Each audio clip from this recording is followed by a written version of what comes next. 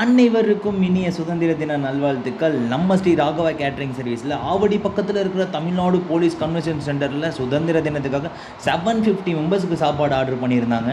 நாங்கள் எங்களோட டீமை கூட்டிகிட்டு நைட்டும் பகலும் நமக்காக உழைக்கிற காவல்துறை நண்பர்களுக்கு அட்டகாசமாக சமைச்சு போடணும்டான்னு ஒரு முடிவு பண்ணி எல்லாருக்கும் ஸ்பெஷலாக சமைக்கிற நாங்கள் இன்னுமே ஸ்பெஷலாக சமைச்சு கொடுத்தோம்.